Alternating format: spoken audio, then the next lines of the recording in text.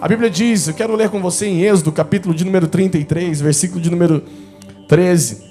Se você pode, leia comigo. Êxodo, capítulo 33, versículo de número 13. A Bíblia vai dizer, verso 12, perdão, nós vamos ler do verso 12 em diante. Eu quero convidar você a ter o seu coração bem aberto ao Senhor. Nós estamos um pouquinho avançado no tempo. Eu acho que vou pregar uns 20 minutos, mas eu queria muito que você, de fato, abrisse o seu coração. A Bíblia diz assim: e disse Moisés ao Senhor: tu me ordenastes, conduza este povo, mas não me permitas saber quem enviarás comigo. Disseste: eu o conheço pelo nome, e de você tenho me agradado. Se me vês com agrado, revela-me os teus propósitos, para que eu te conheça e continue sendo aceito por ti. Fala comigo assim: revela-me os teus propósitos. Fala: revela-me os teus propósitos. A Bíblia diz: lembra-te de que esta nação é o teu povo. No versículo 14 respondeu o Senhor: eu mesmo o acompanharei e lhe darei descanso. Então Moisés declarou: se não fores conosco, não me envies. Como se saberá que eu e o teu povo podemos contar com o teu favor? Ou em outra versão, como vão separar, como vão distinguir, se não nos acompanhar? Quem mais poderá distinguir a mim e ao teu povo de todos os demais povos da face da terra? O Senhor disse a Moisés: farei com o que me pede, porque tenho me agradado de você e o conheço pelo nome. Então disse Moisés: peço-te que me mostres a tua glória. Deus respondeu: diante de você farei passar toda a minha bondade, e diante de você proclamarei o meu nome, o Senhor. Terei misericórdia de quem eu quiser ter misericórdia, terei compaixão de quem eu quiser ter compaixão. E acrescentou: você não poderá ver a minha face, porque ninguém pode ver a minha face e continuar vivo. E prosseguiu o Senhor: há aqui um lugar perto de mim, aonde você ficará, e em cima de uma rocha. Quando a minha glória passar, eu o colocarei numa fenda, num buraco, e o cobrirei com a minha mão até que eu tenha acabado de passar. Então retirarei a minha mão, e você verá as minhas costas, mas a minha face ninguém poderá ver. Quero que você olhe para a tua Bíblia mais uma vez, versículo 13. Se me agrado de você, revela-me os teus propósitos. E o versículo de número 14 fala: o Senhor falou para Moisés: eu mesmo o acompanharei e te darei descanso. Amém? Você pode se assentar e falar: graças a Deus. Aleluia. Amém. Sabe, meus irmãos, como eu disse e abri esse culto aqui, essa palavra com vocês, nós estamos vivendo a iminência profética de muitas coisas acontecendo. Nós estamos vivendo, sim, uma guerra invisível, uma guerra espiritual. E uma das coisas mais importantes dentro de uma guerra, se você já estudou um pouco, você pode saber disso, é que dentro de uma guerra, a principal coisa para que você não morra, para que você não seja destruído, aniquilado, para que você não seja derrotado, é entender que você está numa guerra. Fala assim comigo: entender que eu estou numa guerra. Porque a falta da consciência daquilo que eu estou vivendo, a falta da consciência do ambiente que eu estou vivendo, do que está acontecendo, é o que faz as pessoas, é o que faz, dentro de uma batalha real, morrerem. É o que faz as pessoas de fato se perderem. Presta atenção no que eu vou te dizer. Se você não tiver a consciência de que você está numa batalha, de que você está num lugar perigoso, de que você está num campo minado, de que você tem aviões sobrevoando, que você tem tanques de guerra, que você tem mísseis. Sabe, eu não sei se você já parou para pensar, mas quando eu fico olhando para a tensão do Irã, do Oriente Médio ali, eu fico imaginando como que essas pessoas dormem, ou se dormem. Por quê? Porque a todo momento você está numa guerra.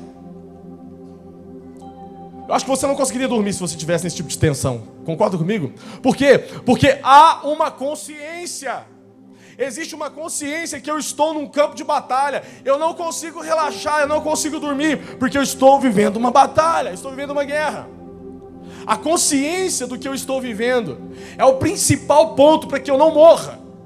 A consciência de aonde eu estou, do perigo que eu estou correndo, daquilo que está acontecendo comigo, do alerta que eu estou vivendo, é a principal coisa que me faz sobreviver. Porque esse é o instinto da sobrevivência. Eu preciso estar alerta, eu preciso estar ligado. Alguma coisa pode estar acontecendo agora. Irmão, não sei se você já teve a experiência de ir em lugares perigosos, em lugar onde você fala, cara, aqui pode acontecer de tudo. É nesse tipo de lugar perigoso que você acende o seu grau de tensão. É verdade ou não é?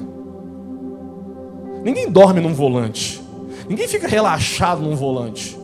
Você precisa... Eu não sei você, cara, mas quando eu vou voar em avião, rapaz, eu fico tenso. Por quê? Porque saiu do meu controle, saiu da minha zona de conforto, saiu daquilo que eu domino.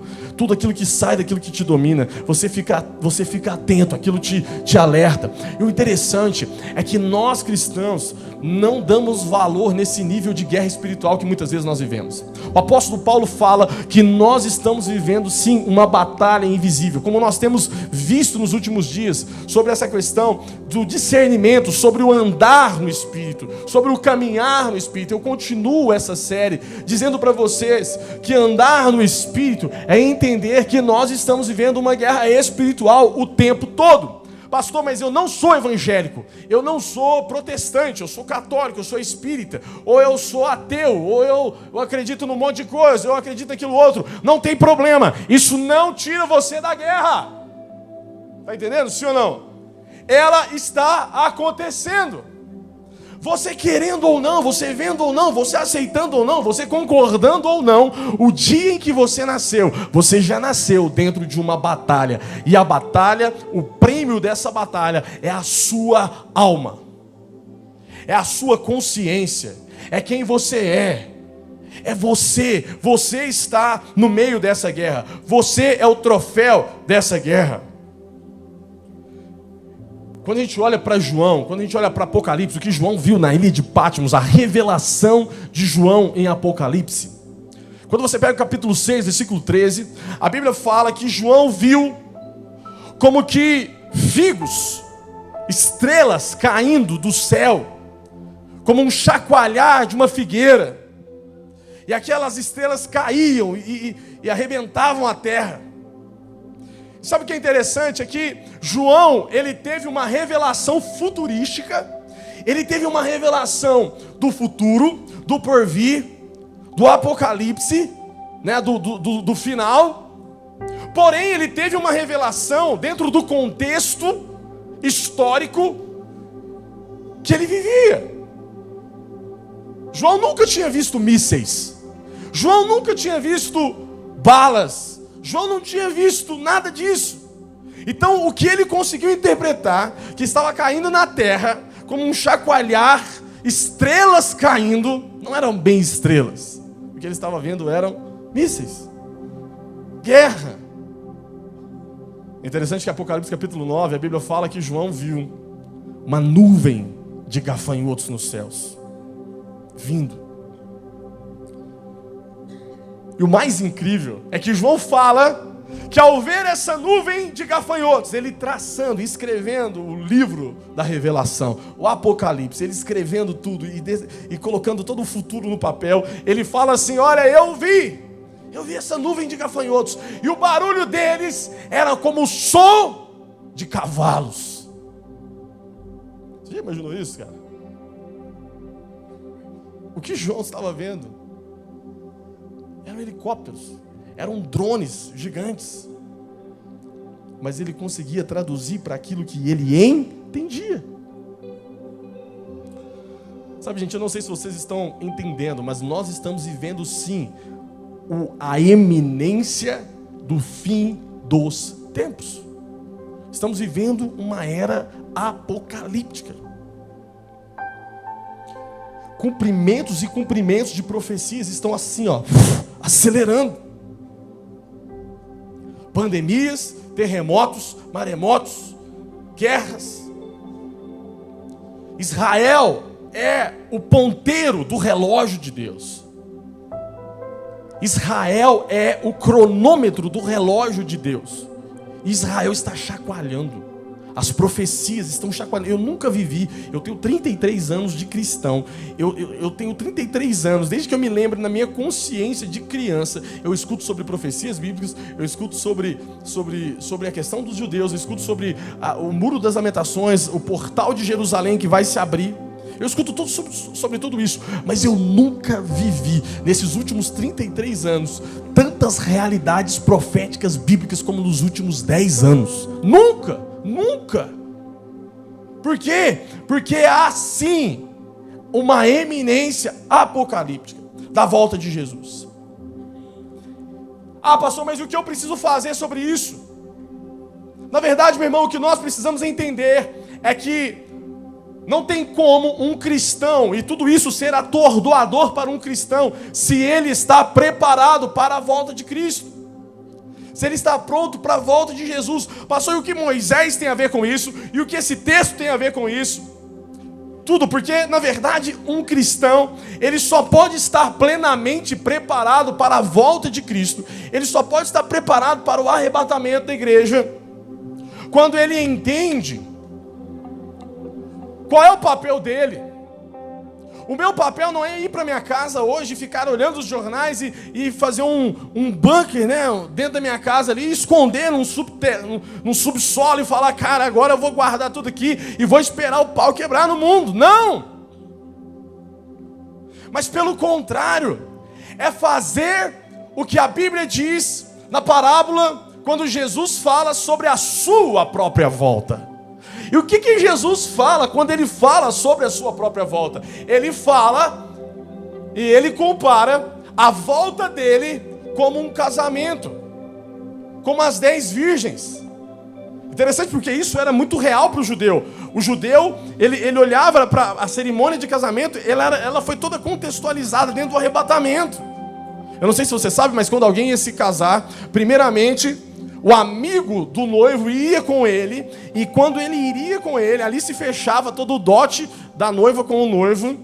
E quando o noivo estava com um acordo fechado, que ele iria casar, o noivo ia embora para preparar o aposento, a casa, os móveis, a comida, a coisa toda. E quem ficava lá? Sabe quem ficava? O amigo do noivo, para conferir se tudo estava sendo certo, se o pai estava arrumando toda a questão da festa, se a noiva estava sendo tudo aquilo. O amigo confiado do noivo é que lidava com as coisas para que aquele casamento acontecesse. Enquanto o noivo preparava as coisas, o amigo preparava a noiva. Talvez até agora nada fez sentido para você, mas eu posso te explicar um pouquinho mais. Quando Jesus estava nessa terra, ele disse, olha, eu não vou estar mais aqui, eu vou para o Pai, mas eu enviarei o Consolador. Por quê? Porque eu, Jesus, eu, o noivo, irei para o Pai para preparar para vocês uma morada, um lugar, uma habitação junto ao Pai. Mas vocês não vão ficar órfãos, vocês não vão saber o que não fazer. Eu enviarei o Espírito Santo, o Consolador, o Paráclito, o amigo, o intercessor, aquele que vai cuidar da noiva, aquele que vai adornar a noiva, aquele que vai trazer consciência sobre o pecado, aquele que vai trazer consciência sobre a justiça, aquele que vai trazer consciência do que é certo, do que é errado, aquele que vai trazer revelação da palavra para que a noiva seja preparada para o casamento. O amigo do noivo está aqui nessa casa, nessa noite. Ele se chama Espírito Santo. Espírito Santo, é para isso que o Espírito Santo está na terra. É para isso que o Espírito Santo não voltou depois de Atos 2. Ele está presente para nos preparar para o grande dia. Ah, pastor, e o que Jesus está fazendo? Nesse momento ele está preparando o seu lugar. Ele está preparando a sua morada. Meu irmão, a Bíblia fala que ninguém sabe o dia e nem a hora. Ele virá como um ladrão. O ladrão não avisa, não toca interfone. Ele simplesmente entra e pega, ele captura. E eu quero te dizer uma coisa: por mais que há sinais, por mais que há evidências, por mais que todos nós cremos, por mais que há inúmeras profecias que são sinais do noivo vindo, existirá uma hora que ninguém vai saber, nenhum relógio vai apontar, ninguém vai conseguir dizer quando e que horas e que momento, mas ele virá. Essa é a certeza. Sabe o que é interessante? Ninguém sabia o dia que o noivo ia chegar. Não havia telefone, não havia telegram, não havia WhatsApp, não havia e-mail, não havia mensagem. Então o papel do noivo era deixar a noiva pronta, porque a qualquer hora ele poderia chegar. Qual é o papel da igreja? O papel da igreja é estar pronta. O meu papel é estar pronto. O seu papel é estar pronto. E eu volto na parábola das 10 virgens, porque a Bíblia fala que um dia Jesus, contando sobre a sua própria vinda, sua própria volta, ele disse: olha, aquele dia será como um casamento, como 10 virgens que estavam para se casar, e de repente o noivo se atrasou, ele não chegava, ele foi e ele não voltava, ele não vinha. Talvez isso pareça um pouco aquilo que Jesus mesmo estava falando sobre ele mesmo. O ano 2000 veio, 99 veio, tantas coisas já se passaram sobre a terra, e alguém pode dizer: ele está demorando demais, alguma coisa está errada, por que ele não voltou? E a Bíblia fala que naquela parábola, que algumas se cansaram. E ao se cansar, elas não tinham feito o seu papel. E qual era o seu papel? O papel delas era estar adornada, pronta, totalmente, previsível para aquele tempo, para aquele momento. A Bíblia fala que elas tinham que ter azeite e botija. A botija cheia de azeite, o fogo queimando, porque tinha que ter luz. A luz era símbolo ali de vida, de clareza, porque assim era feito um casamento. Agora preste atenção, eles demoraram demais, o noivo demorou demais. E aí elas olharam uma para a outra e falaram: olha, o nosso azeite está acabando, nós não temos azeite suficiente. O que nós vamos fazer? E uma olhou para a outra, daquelas 5 que não eram prudentes, não foram espertas o suficiente, não entenderam o suficiente que tinha que fazer.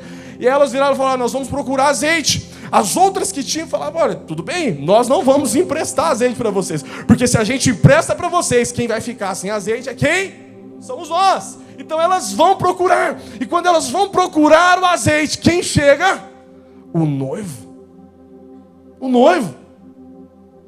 Então 5 delas ficaram fora do casamento, porque elas não estavam prontas no momento exato. E por que elas não estavam prontas no momento exato? Porque não tinha azeite suficiente, não tinha óleo o suficiente para que a lâmpada continuasse queimando. Agora preste atenção, a Bíblia não fala por falar, o texto não fala por falar. Tudo na palavra de Deus exige uma revelação bíblica, profética.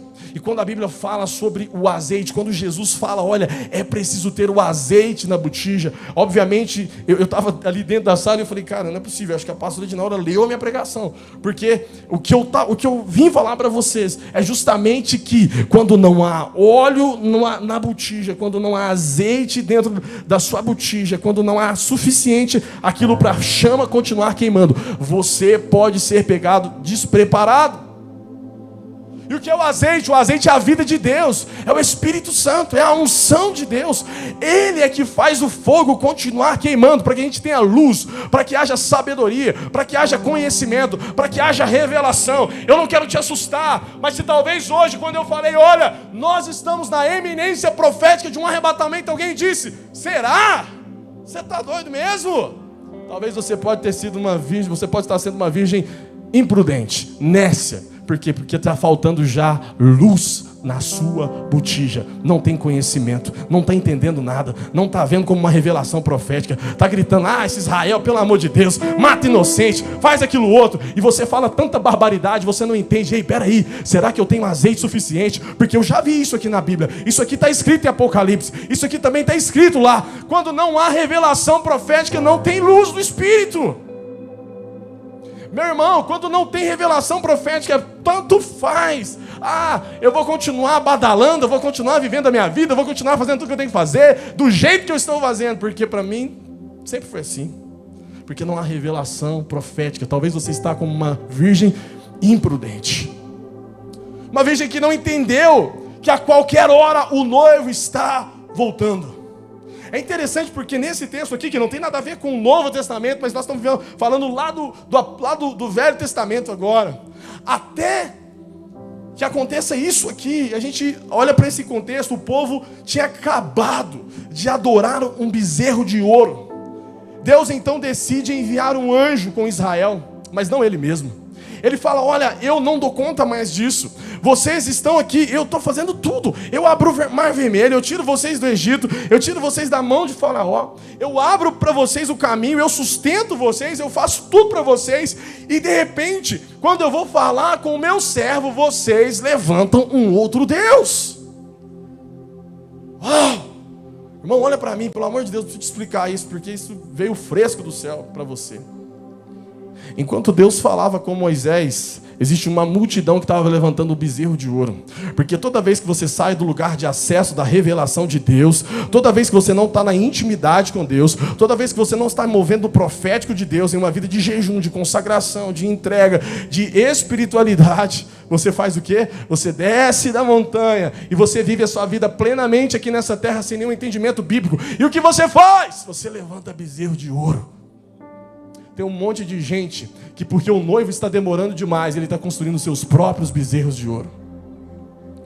Ah, esse papo de Jesus voltar sempre foi assim. E é por isso que talvez você está construindo e edificando cada dia mais bezerros de ouro, outros deuses, outras adorações, outras formas de cultuar. Jesus está demorando demais, então deixa eu adorar o meu dinheiro, deixa eu adorar a estética, a beleza, deixa eu adorar o meu corpo, deixa eu adorar, enfim, tantas coisas, bens materiais. Eu preciso de alguma coisa que me dê segurança. Porque Jesus está demorando demais. Alguém disse lá no arraial de Israel, Moisés está demorando demais. Vamos levantar outro para adorar. Ah, meu irmão, eu não sei como você está hoje, mas talvez você está pensando, Jesus está demorando demais, eu estou adorando outra coisa. A minha vida está centrada em outra coisa. Ah, pastor, mas eu não tenho outro Deus. Então eu posso te dar uma explicação de C.S. Lewis, que disse que Deus é tudo aquilo que eu coloco toda a minha segurança. Um Deus é tudo aquilo que eu fundamento a minha vida. Um Deus é tudo aquilo que eu coloco o alicerce da minha família. O que você perdesse hoje, a sua vida iria acabar. Já parou para pensar nisso? Pastor, se eu perder meu emprego, minha vida acaba. Se a minha conta bancária zerar, a minha vida acaba. Se eu endividar, minha vida acaba. Se eu perder meu filho, minha vida acaba. Se o meu casamento acabar, minha vida acaba. Se isso acabar, minha esposa morrer, meu marido morrer, se eu for demitido, enfim, eu não sei o que sustenta a sua vida, mas tudo aquilo que te sustenta é aquilo que você adora. Tudo aquilo que você diz que não dá para viver sem, é aquilo que você adora. E é nesse contexto que Moisés então sobe lá para o monte e fala para Deus, num clamor profundo, ei Deus, eu não tenho nada a ver com esses caras, eu não tenho nada a ver com esse povo é louco. Eu posso te afirmar, Deus, se a tua presença não for comigo, eu não saio desse lugar.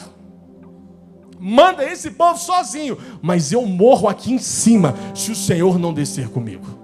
Irmão, você não está entendendo. Esse clamor desesperado de um homem que entendia que não era sobre aprovação humana, que não era sobre bens, que não era sobre milagres, que não era sobre cura, que não era sobre prosperidade, que não era sobre ter, não ter, fazer, não fazer, ser conhecido ou não ser conhecido, que é sobre fama ou não fama, sobre isso ou não, se é pecado ou se não é pecado. Moisés só queria uma coisa, eu quero a tua presença. Eu não quero o anjo do Senhor, eu não quero o seu cuidado, eu não quero as suas bênçãos, eu não quero o que você pode me dar, eu quero a sua presença. Tem muita gente hoje que quer os frutos, mas não quer o relacionamento. Tem muita gente hoje que é impostor. Sabe o que é um impostor? O impostor é aquele que quer usufruir, mas não quer o comprometimento. Eu quero a intimidade, mas eu não quero o compromisso. Um homem impostor é aquele que quer o sexo, mas não quer a aliança. Um homem impostor é aquele que quer usufruir do seu corpo, mas ele não quer casar com você. O nome disso é impostor, ele é uma farsa. você está sendo enganado. Alguém impostor é aquele que quer usar, mas não quer se comprometer. Moisés olhou para Deus e falou: Senhor, eu não estou afim daquilo que você pode me dar, eu estou afim da sua presença. Eu quero você. Vocês estão entendendo, gente? Sim ou não? Se tivesse, se não tivesse, aconteceu, se não acontecesse, se acabar ou se não acabar, eu quero a presença de Deus. Os homens podem falhar, a igreja pode me decepcionar, os pastores podem me decepcionar, movimentos podem me decepcionar, coisas podem cair, impérios podem ruir, tudo pode ser acabado, mas a tua presença não vai passar. Eu quero a tua presença, eu estou fundamentado na sua presença.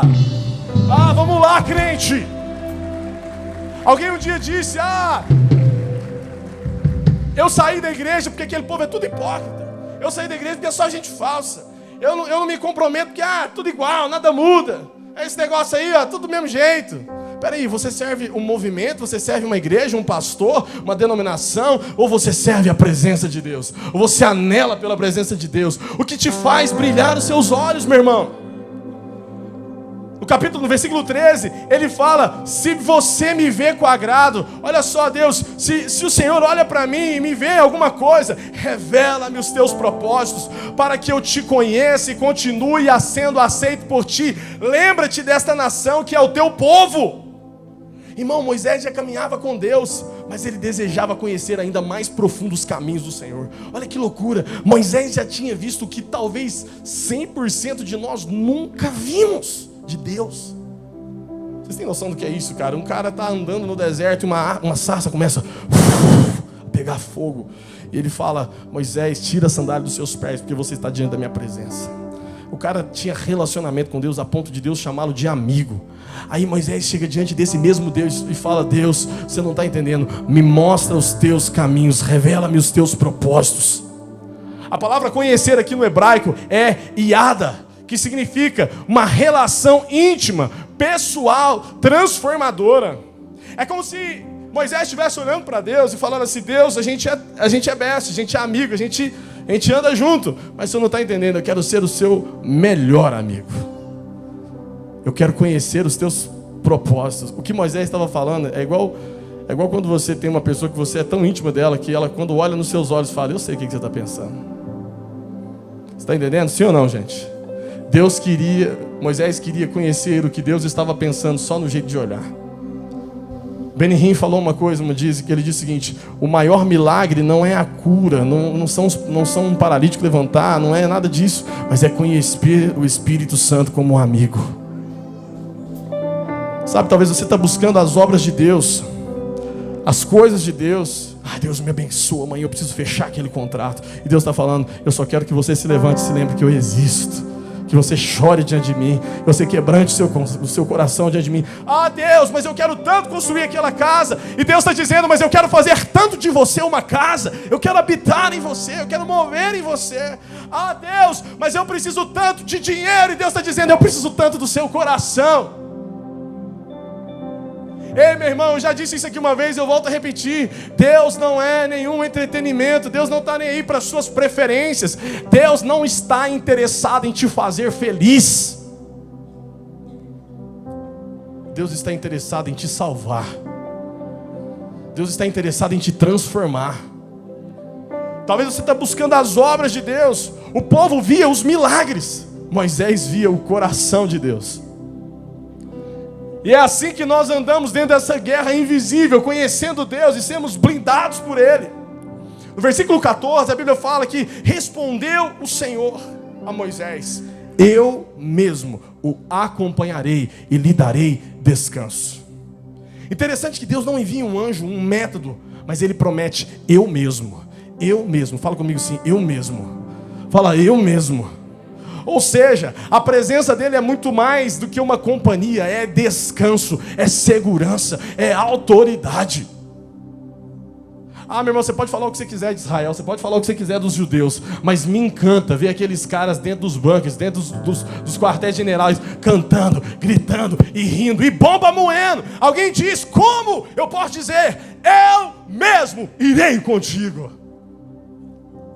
Sabe o que é eu mesmo irei contigo? É o que Davi estava recitando quando ele disse: o Senhor é o meu pastor e nada terei falta. É por isso que eu vou caminhar pelo vale da sombra da morte e não terei medo, porque a tua vara e o teu cajado me consola. Davi entendia: eu mesmo, não é um anjo, não é a igreja, não é um pastor, não é um líder, é eu mesmo.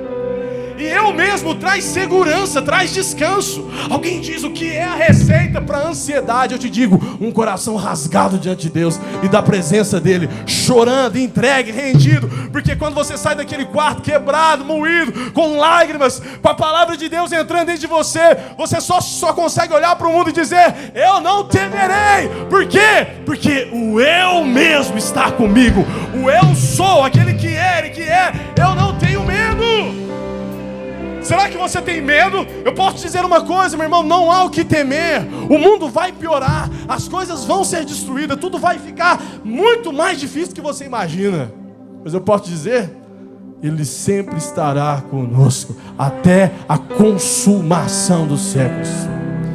Irmão, eu só tenho medo de uma coisa: o dia que o Espírito Santo não estiver mais aqui, e eu não estarei aqui para ver. Alguém está comigo? Eu não estarei. Fala para o teu vizinho: eu também não. Eu também não. Por quê? Porque eu vou subir com Ele. E é quando o Espírito for retirado, eu não quero mais estar aqui. Alguém um dia falou assim: pastor, qual é a definição de inferno?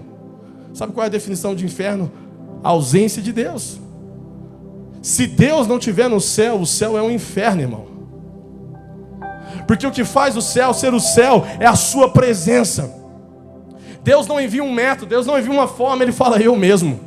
O descanso bíblico não é a ausência de problemas, mas é a presença de Deus.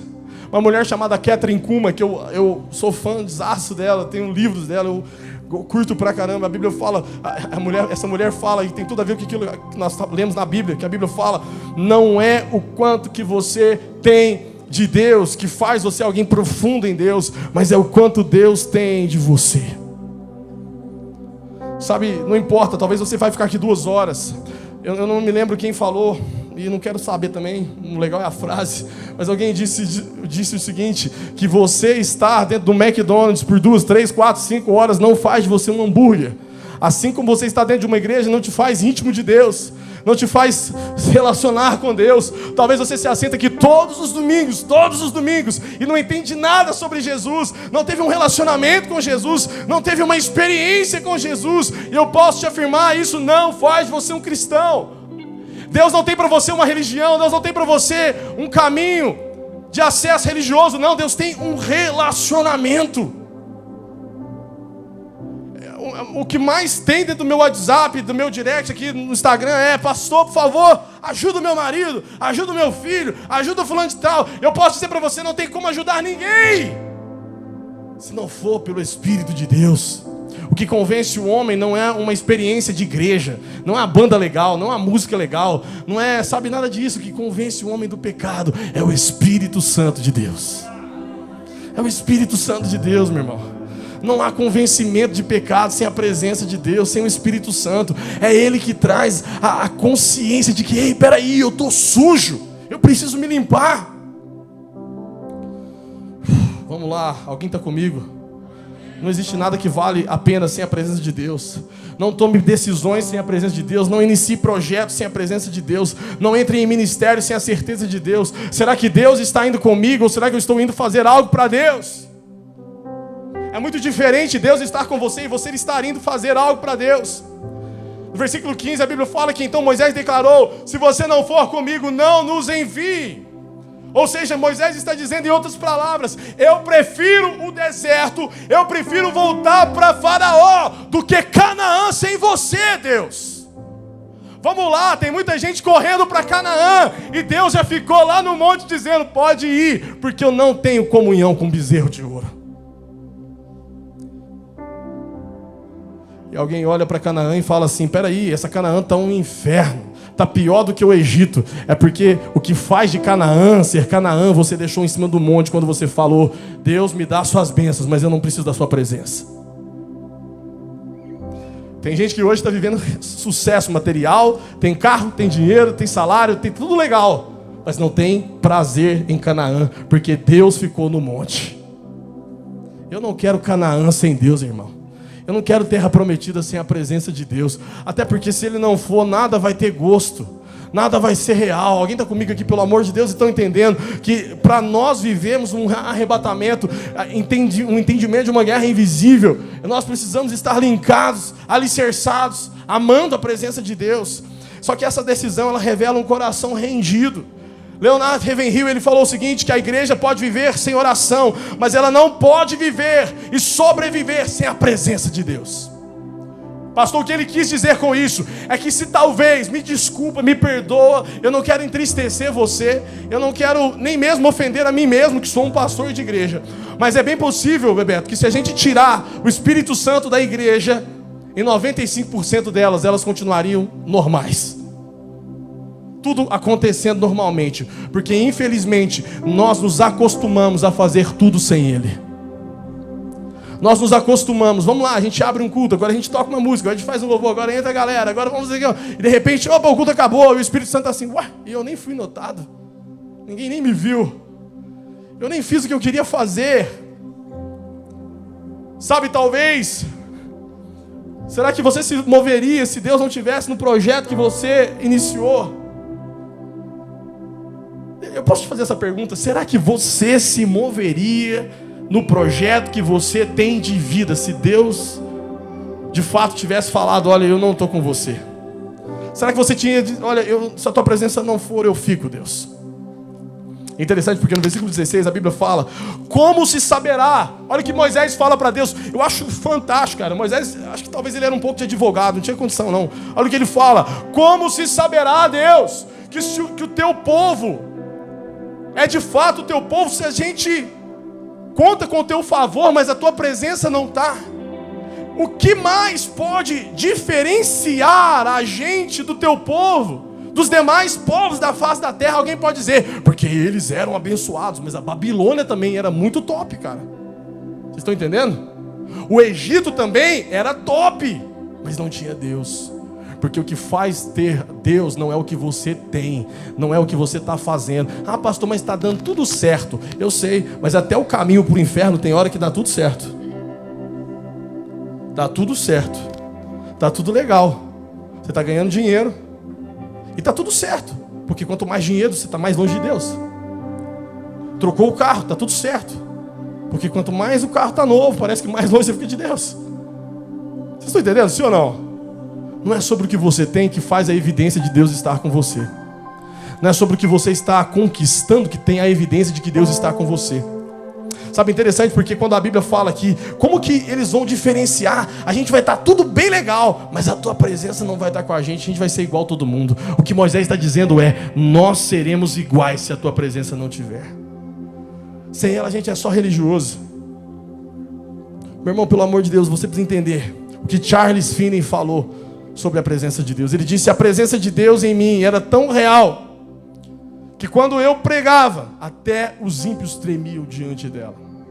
Tem um episódio que Charles Finney entrou dentro de uma fábrica de costura e ele foi orar pelo patrão lá, e ele foi na sala do dono da empresa lá, e os caras estavam trabalhando aqui, e de repente quando ele passou no corredor, as máquinas pararam. E ninguém entendeu nada, cara. De repente, quando eles olharam para baixo, todos os empregados estavam caídos de joelho, gritando e chorando, arrependidos pelos seus pecados, porque a presença de Deus estava sobre Charles Finney. Não é o seu cargo, não é o seu talento, é a presença manifesta de Deus em você. Uma pessoa cheia da presença de Deus, coisas sobrenaturais começam a acontecer. O ambiente muda. E ela é feliz, porque a presença transforma o nosso interior. A Bíblia fala em 2 Coríntios capítulo 3, versículo 18, e todos nós com face descoberta, contemplamos a glória de Deus, segundo a sua imagem, estamos sendo transformados com glória cada vez maior, ao qual vem do Senhor, que é o Espírito. Eu decidi na minha vida, desde quando eu conheci o Espírito Santo, eu me lembro que eu tinha 9 anos de idade, 8 para 9 anos de idade, em 1999 para o ano 2000. eu conheci o Espírito Santo. Eu tive uma experiência muito profunda com o Espírito Santo. Eu fui batizado com o Espírito Santo naquela idade. E quando eu experimentei o Espírito Santo, eu nunca fumei, nunca usei droga, mas eu acho que é a mesma coisa de você cheirar, sei lá, uma carreira de cocaína. Para mim foi... Eu entendi que ali eu estava dependente dele. Eu não queria outra coisa mais. Eu fiquei estragado. Porque toda vez que eu quis experimentar o pecado, eu não conseguia o pecado mais. Sabe, isso é... Irmão, quando você experimenta o Espírito Santo, a presença dele, quando você almeja por ele, você não quer nada mais. É muito diferente do que sentar e ter um culto religioso. E eu, sinceramente, com todo o amor que eu tenho pela sua vida, eu nunca subo aqui pensando em te agradar. E nem ter um corte legal no YouTube. Para mim, isso... Olha como ele fala bem. Eu não estou nem aí com falar bem.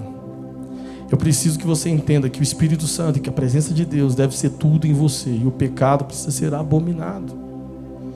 Não tem jeito.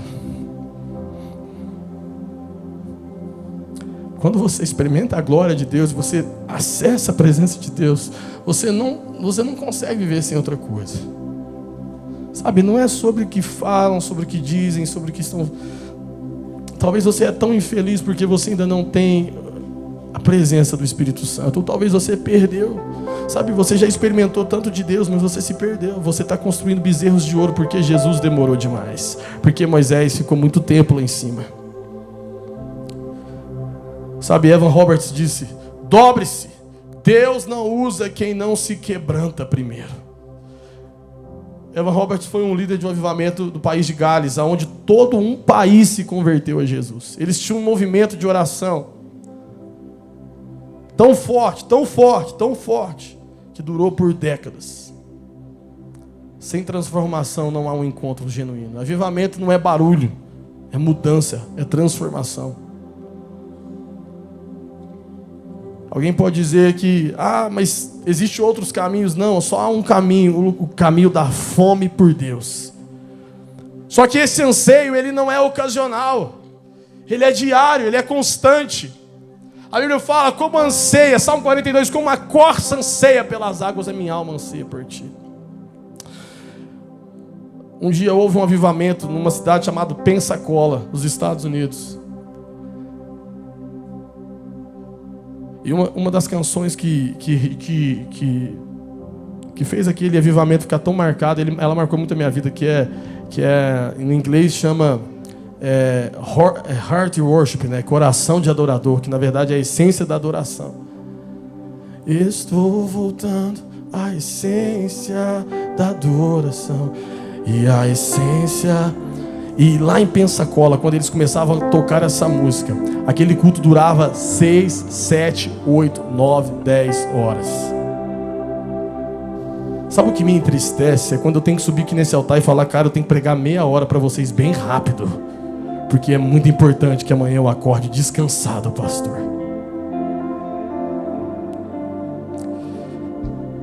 A gente precisa correr no louvor, porque senão vai ficar tarde para os irmãos. Nós precisamos voltar a ter fome por Deus. A parar de fazer culto para que você se sinta bem. Eu queria que essa igreja estivesse vazia, mas cheia de pessoas que anseiam por mais da presença de Deus. Deus não está interessado em uma igreja cheia. Deus está interessado em um coração quebrado, em um coração rendido. Nós nunca seremos a igreja do arrebatamento enquanto nós formos uma igreja da multidão.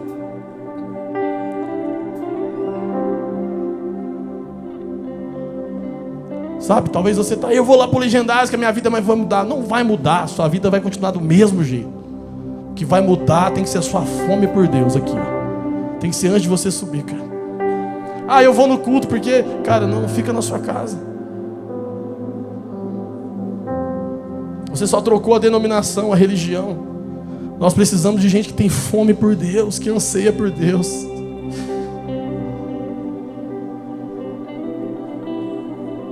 Nós não precisamos de mais um pastor da mídia. Nós não precisamos de mais um cara do YouTube. Alguém que, olha aquele cantor, que se dane aquele cantor. A maioria deles estão vendidos para o mercado gospel, ganhando dinheiro, milhões e milhões, e você ir aplaudindo as músicas que não tem razão, não tem essência.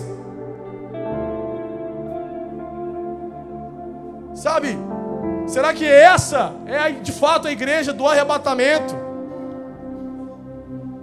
Uma igreja que busca aquilo que Deus pode dar, não uma igreja aquilo que Ele é. Smith Wigglesworth, um encanador, um avivalista, um cara que aos 33 anos de idade, quando ele buscava a glória de Deus, ele chega na casa de um cara que estava morto, não sei se é 2 ou 3 dias, e ele ora para aquele cara que ele ressuscita. 30 e tantos mortos ressuscitaram no ministério de Smith Wigglesworth. Um dia ele disse: Deus passa por 1000 pessoas para tocar uma faminta por ele. Isso é maravilhoso, cara.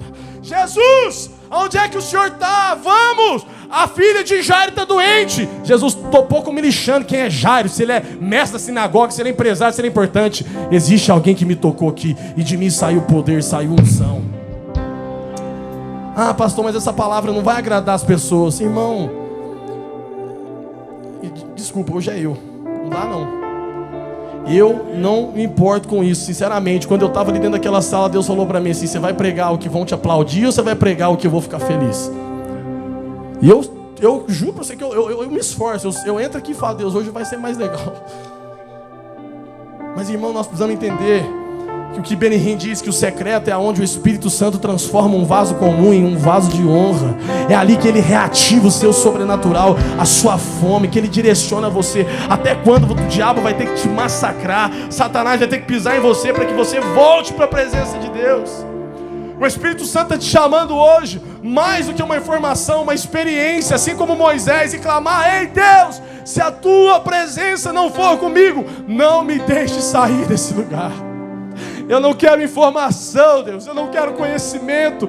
Eu não quero mais um método. Eu não quero mais uma fórmula. Eu não quero mais um jeito. Eu não quero ser, Deus, conhecido por aquilo que eu faço. Eu não quero ser conhecido por aquilo que é lindo a minha retórica. Mas eu quero a sua presença, custe o que custar. Será que você pode levantar a sua mão aí no seu lugar e dizer: Deus, faz de novo em mim, Jesus. Faz de novo em mim, Jesus. Catherine Kuhlman um dia falou assim: nunca fui usada por Deus porque eu era forte demais, mas é porque eu fui quebrada demais. Eu morri 1000 mortes para que o Espírito Santo pudesse viver em mim. Evan Roberts disse o seguinte: eu pedi a Deus: quebra-me, Senhor, e Ele me quebrou até que nada mais me restasse. Eu lembro de David Briner, no meio dos índios, ele chorava na neve, enquanto clamava por almas. E a presença de Deus era tão intensa que parecia que ele estava ali diante do trono da presença. Todos viam a glória de Deus sobre David Bryan. Eu quero muito que você coloque as suas mãos para frente aqui agora e feche os seus olhos. O Espírito Santo pode ter alguns minutos da sua atenção. Eu não vim aqui, sabe, para chamar a atenção, para confrontar, não. Eu só vim aqui dizer aquilo que Deus tem falado para mim. É para mim. Eu não posso falar aquilo que Deus não tem falado para mim. Ele tem dito: será que não é hora de você olhar para mim de novo e descer da montanha e parar de construir esses bezerros de ouro e dizer: Deus, eu não saio daqui sem a tua presença. Realinha a nossa fome, Deus. Reativa o meu anseio, Pai, pela sua presença. Do que adianta eu acordar amanhã e buscar o sucesso que esse mundo tem, e receber um aplauso, e querer milhões na minha conta bancária, uma casa legal, um carro massa, uma família linda, sem a sua presença, Deus?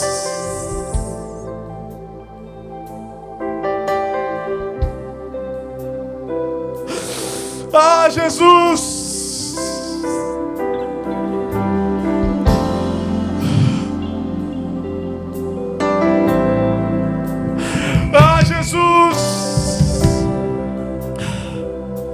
Talvez está faltando tanto óleo aí dentro, talvez está faltando tanto azeite. Talvez você dizendo: pastor, parece que entra ano e sai ano, e parece que eu estou vazio, nada muda, nada muda, nada muda. Eu continuo com a mesma sensação de que eu estou perdido, de que eu não tenho nada.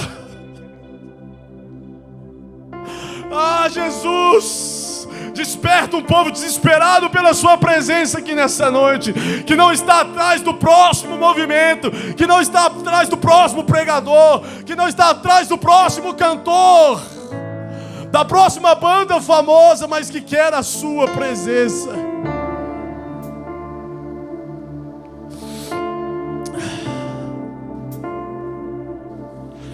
Meio da noite Ele vem. Você tem azeite, você tem o óleo, você tem azeite. Essa é a pergunta do Espírito Santo. Essa é a pergunta do amigo do noivo. Será que a gente pode tirar esse negócio aqui? Os obreiros me ajudem aqui. Essa é a pergunta do amigo do noivo. Você tem azeite, você tem o óleo, você tem azeite, você tem o óleo. No meio da noite,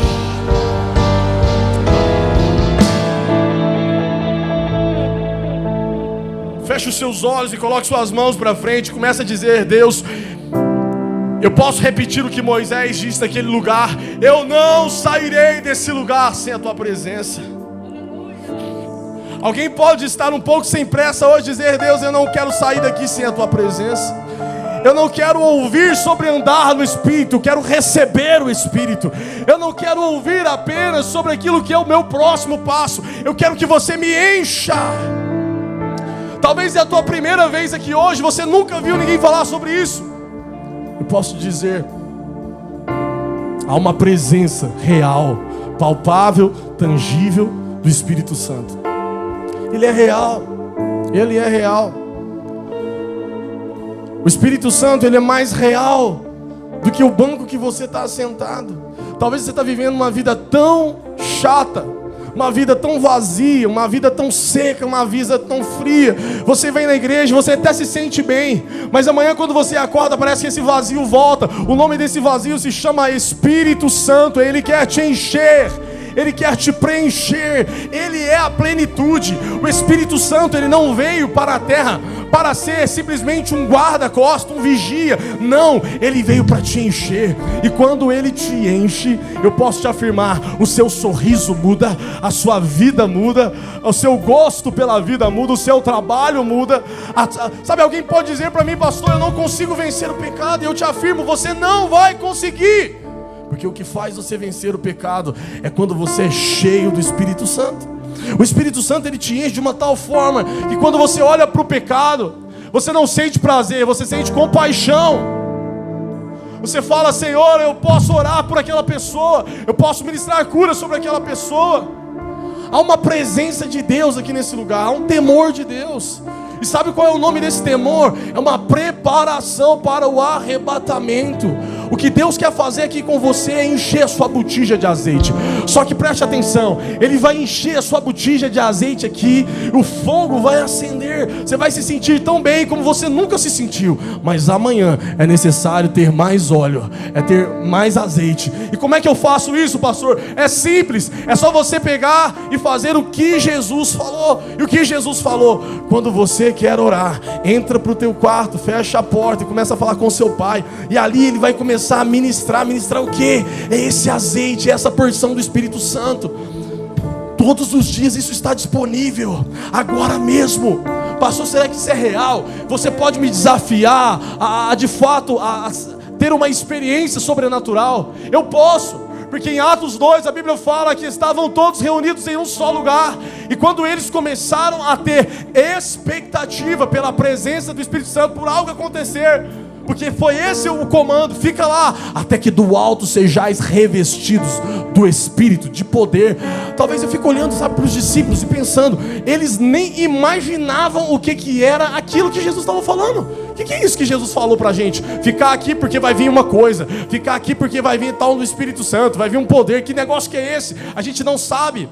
E posso dizer uma coisa, hoje nós temos conhecimento através da palavra de Deus, mas Eu me lembro de uma canção que a gente cantava. Eu não entendo, eu não consigo entender, eu não posso explicar, mas de uma coisa eu posso te dizer: eu sei, Ele existe. Eu sinto, Ele existe, Ele é real. É isso que dá autoridade espiritual, meu irmão. Feche seus olhos agora, vamos fazer isso. Você vai colocar suas mãos para frente agora e nós vamos orar. E Deus vai começar a visitar você.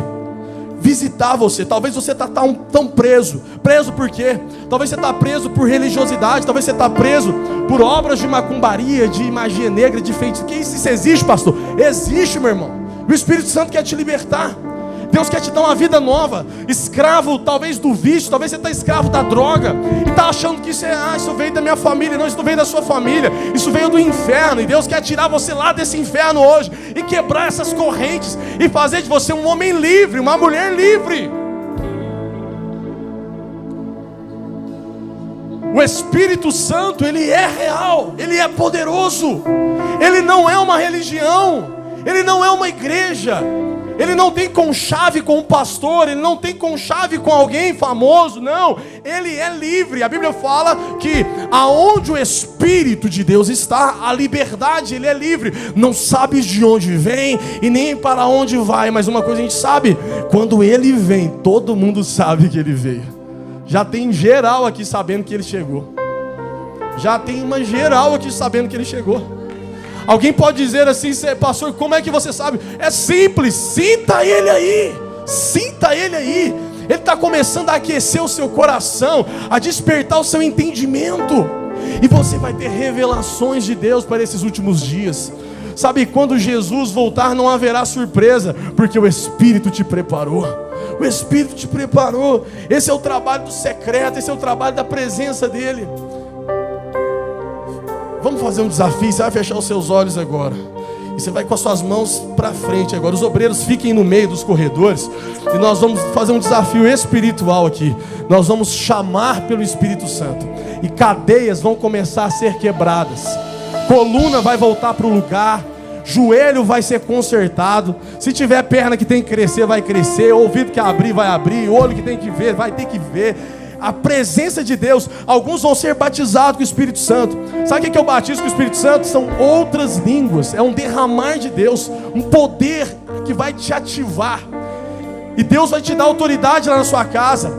Ser homem, você vai ser tão cheio do Espírito Santo que você vai orar pela sua família, pelos seus filhos. Você vai orar pela sua esposa. E Deus vai entrar ali dentro. Não vai haver confusão, não vai haver briga. Vamos orar por isso. Comece a pedir: Deus, me encha do Espírito Santo. Me encha do Espírito Santo. Me encha do Espírito Santo. Talvez seu filho chegou hoje cheio do Espírito Santo, mas sabe o que ele quer mais do que ser cheio? É ter um pai, uma mãe que transborda o Espírito Santo. Que transborda o Espírito Santo. Fica, Bebeto, para mim. Nós vamos orar agora. Por favor, Bebeto, você vai levar isso aí agora e você vai fechar os seus olhos. E nós vamos chamá-lo agora. Eu não quero nenhum tipo de emoção, eu não quero nenhum tipo de comoção. Foi tudo. Não quero não, irmão. Nós só vamos ter uma experiência real. Você tem coragem de falar: Espírito Santo, se esse pastor falou é verdade, me toca aqui agora. Faz alguma coisa, mas eu quero sentir no meu corpo aqui a minha mão queimando. Eu quero ver minha mão brilhando aqui de coisa que eu nunca vi. Eu quero sentir algo que eu não consigo abrir os meus olhos mais. Meus olhos estão fechados aqui, que eu não consigo abrir. Eu não tenho força para abrir os meus olhos. Isso vai começar a acontecer. Vamos orar? Espírito Santo, nós acreditamos que o Senhor foi derramado para esses últimos tempos. O Senhor foi derramado para o arrebatamento da sua igreja, para o arrebatamento da sua noiva. O Senhor foi derramado para que a igreja fosse posicionada, comissionada. Esse é o tempo onde o Senhor vai levantar uma geração de homens e mulheres que vão estar tão carregadas da sua glória que não vão temer o fim. Não vão temer o fim, mas pregarão o evangelho com intrepidez, com ousadia. Pai, por que não nós não podemos ver os enfermos voltarem a ser curados?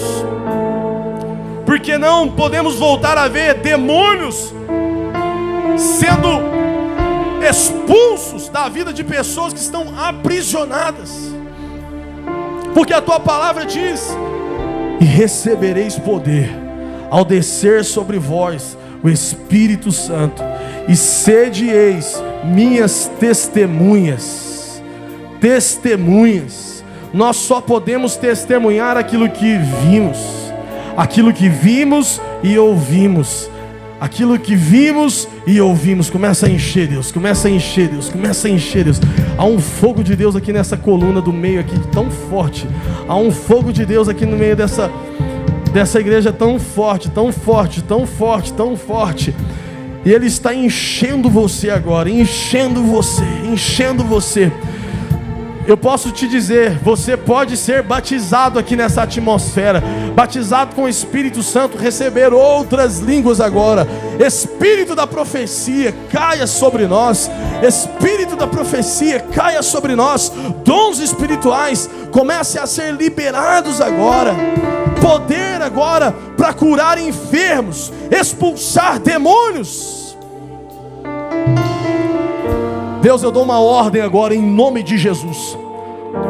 A toda obra de macumbaria, de feitiçaria, de magia negra, tudo aquilo que foi feito na encruzilhada, tudo aquilo que foi feito para destruir a vida dessa pessoa, tudo aquilo que foi feito para amarrar os negócios, a saúde, o casamento, a alegria, a paz, em nome de Jesus Cristo, queima agora com o seu poder e começa agora, Senhor, a expulsar tudo aquilo que trava a vida dessa pessoa, tudo aquilo que tem amarrado a vida dessa pessoa. Queima agora com o seu poder, Jesus. Queima agora com o seu poder, Jesus, e começa a libertar agora. Começa a libertar agora. Liberta agora, Senhor, toda opressão de tristeza, de vício, toda vontade de morrer que essa pessoa tem sentido, ó Deus, toda vontade, Deus, de sumir, trazendo um desgosto pela vida. Queima agora, Jesus. Queima agora, Jesus. Queima agora, Jesus. Queima agora, Jesus. Queima agora, Jesus. Queima agora, Jesus. Queima agora com o teu poder, Senhor. Com o teu poder, Senhor. Queima agora. Queima agora. Vai queimando agora. Deus, que comece a se manifestar toda obra do mal, para que saia agora, para que saia agora, para que saia agora, para que saia agora, para que saia agora, em nome de Jesus. Deus, traz libertação. Um obreiro aqui, por favor. Libertação agora, Pai, de toda depressão, de toda depressão, de toda depressão.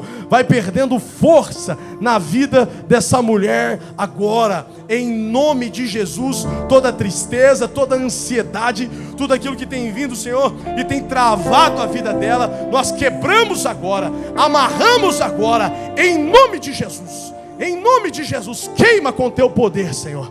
Queima com teu poder, Senhor. Eu quero fazer 3 chamados agora, todos de olhos fechados, plenamente, todos de olhos fechados. 3 chamados. O primeiro chamado, você que sentiu enquanto eu orava, talvez você nem consegue abrir os seus olhos. Você não está conseguindo abrir. Você vai levantar uma das suas mãos bem alto. Você não está conseguindo abrir os olhos de tanta presença de Deus. Parece que há algo tão forte aí que você não consegue. Levanta a sua mão, isso. Você que não está conseguindo abrir os olhos, levante a mão. Um obreiro vai te ajudar. Há uma glória de Deus sobre a sua vida aí. Há uma presença de Deus. Se tiver alguém do lado dessa pessoa, traz ela para mim aqui à frente. Você não está conseguindo abrir os seus olhos agora. Você vai vir aqui à frente. Parece que seus olhos estão muito pesados. Você não consegue abrir os olhos. Ah, pastor, isso aí é emoção. Irmão, você chama do que você quiser. Eu chamo do poder de Deus. Se você crê, você não crê, aí você pode ir embora. Você está livre. Eu te libero aí embora. Vai com Deus. Uma semana abençoada.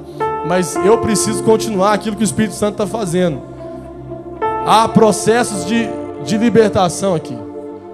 Há processo de poder. Pastor, eu nunca vi isso. Então você está vendo pela primeira vez. Deus pode se manifestar real. Jesus não está morto na cruz. O trono não está vazio. E o Espírito Santo está aqui. Isso é poder de Deus, irmão. Eu me lembro de uma vez que eu orei para uma pessoa. A pessoa não acreditava. Ela estava no meio de vocês assim. E Deus tocou ela de uma forma tão forte que ela sentiu esse encher do Espírito Santo. Deus pode tocar. Pede Ele para falar com você agora. Pede Ele para tocar na sua vida. Talvez está faltando é isso. Tem tanta religião. Você conhece tudo da Bíblia, mas não conhece o Deus da Bíblia. Você sabe tudo. Ah, mas eu já fui em todas as religiões. Muito legal. Mas e Deus, você conhece? Talvez não conhece. experiência com Deus, irmão. O que difere alguém diferente é: eu não ouvi, eu vi, eu senti, eu toquei, é real. Feche os seus olhos agora e comece a pedir: Deus, me dá uma experiência real. Dá uma experiência real. Real, real. Ele está sentado no trono, seus olhos estão cheios de fogo. Ele é real. Ele é o leão da tribo de Judá. Ele virá e governará sobre todos. Existe um trono. Feche os seus olhos agora. Você pode ficar de pé no seu lugar.